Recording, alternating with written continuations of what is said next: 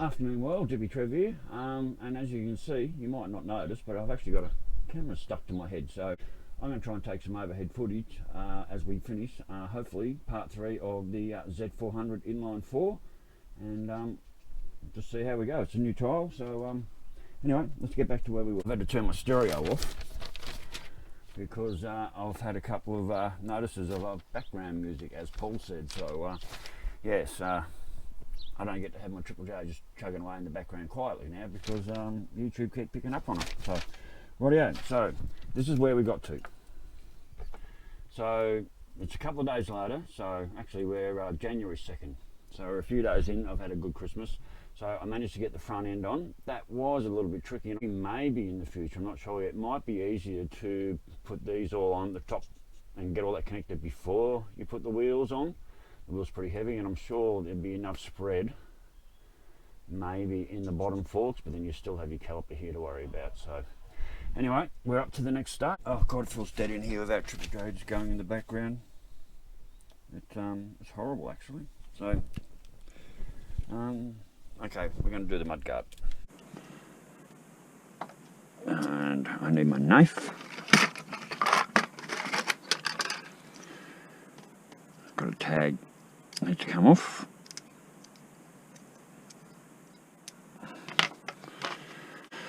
Had some beautiful Jack Daniels single barrel.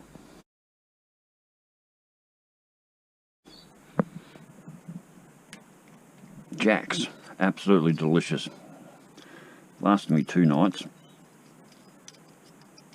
So that goes there. It goes under there like so, up into there. I really am having trouble seeing in here, so I just put a little bit more there, a bit more there. It's all hidden under the seat, so you know what, bugger Triple J and their copyright laws. I'm going to put the stereo back on, but I'll just have it on quietly. I just can't have it this quiet in the bus. I don't need a lot of noise, but I do need some noise. So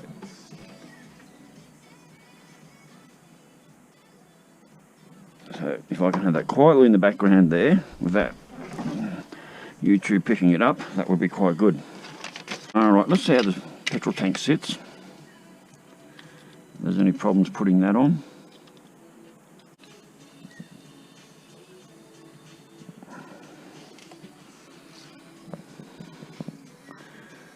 Okay. Alright, so that's the tank on. So I've got some indicators that need assembling. I need indicators that need assembling. So, yep, we've got indicators that need assembling. I've got some glass I need to paint. Taillight has to be painted red. So we need to find these parts. I've got some mirrors to put on, which I'm going to put on last. I also have lines to put on. So I have a brake line to put on. I'm sure I've got a clutch line to put on. Pack rack on the back to go on. So alright, let's find these indicator parts, which are all part 13. Alright, let's hope this pen's working. Yep. Alright, we're going to paint me indicators. God, I need a better background.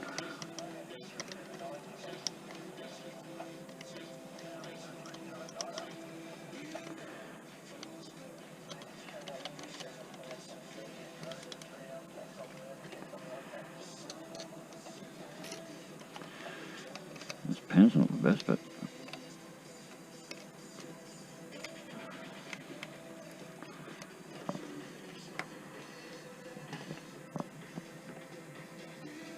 I think I need some new paint pens.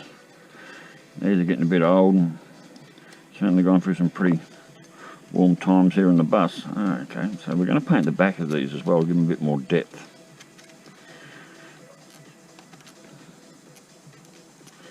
Let's get some red on here, which is not very red, is it? It's more pink. I wonder if my other pens have got any better red in them. There, that's better. That's a better red, definitely.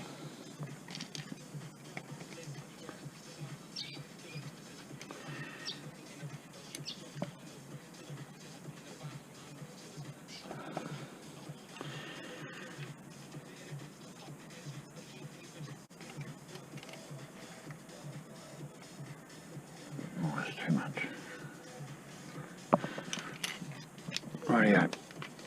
I can all just dry in the sun for a little while.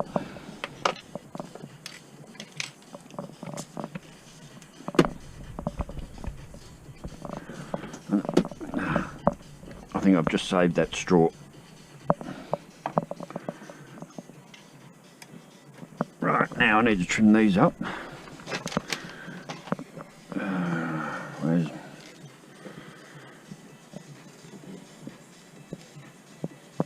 That one's not too bad.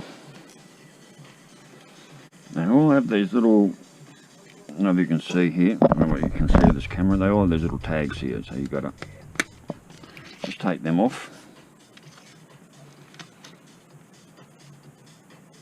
Now, where's my file? There you go. I'm done. Now, to get the lenses, where's my nail file? To hopefully stick to these properly, what you need to do is you need to file that bit of chrome off. There, that has to come off. Right, I didn't break. So, while you were away, I managed to get that gear lever pedal on. I've got the back mud guard very secured. That was a real tricky little thing to get on. I don't know if you guys can see that. Yeah, that was a real tricky little bit to get on. That was just, yeah, that was fun. But I got it in there, just took my time and got it in there.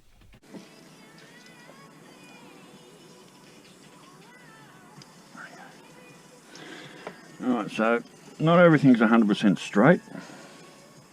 Not even close. But it was always like this. Alright, so here we go. So not everything's 100% straight. But this bike was sort of always like that. Right from the word go, when I put the frame together, nothing was really 100% straight. But from a distance it doesn't look too bad.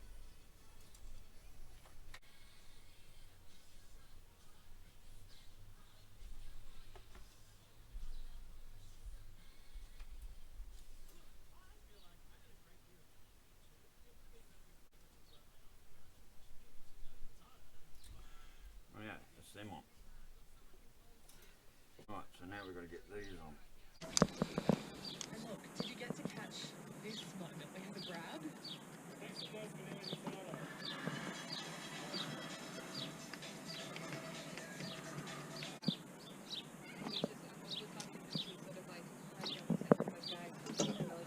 And everyone was just like, oh my god, she's back.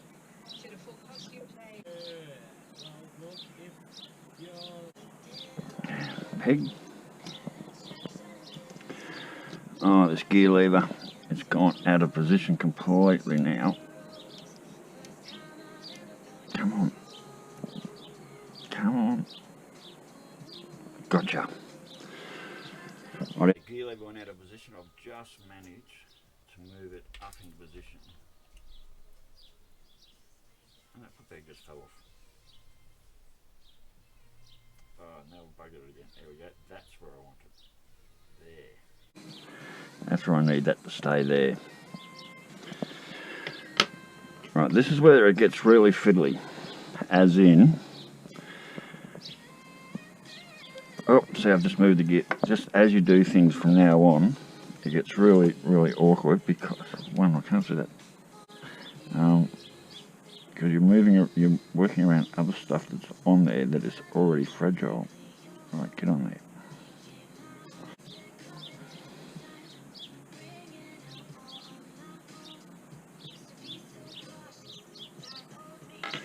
I don't know why it's having such a hard time staying in its hole.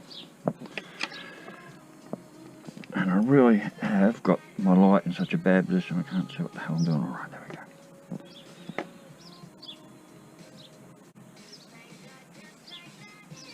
There we go.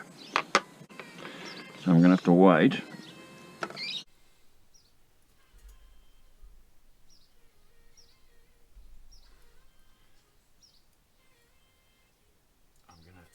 I'm just going to have to put this down again now. Right, I'm going to have to put this down again now for at least an hour till all this, if I keep playing with this right now, I'm going to, like the brake pedal down here again, this one down here is already all gone skew-if again. one I've got before this just completely falls off. There we go. Everything's so delicate right now. It's at that stage where, like, you know, I'll knock a handlebar off, or I'll probably knock a gauge off. So at the moment, everything, you've just got to put a part on and just walk away for at least an hour or two, at least it hardens up. So when you go to play on the next side of it, it doesn't all fall to bits. So this is modelling. This is modelling, like, especially when you're dealing with these small bikes on such a small scale and everything's small. I can't put that foot peg there on yet, and for another maybe another hour until I know that's completely dry and I can handle the bike. That's why I'm not putting any of the indicators or any of those things on last, because they'd be just getting knocked off health. Now, so I've got to do it without touching anything else, literally.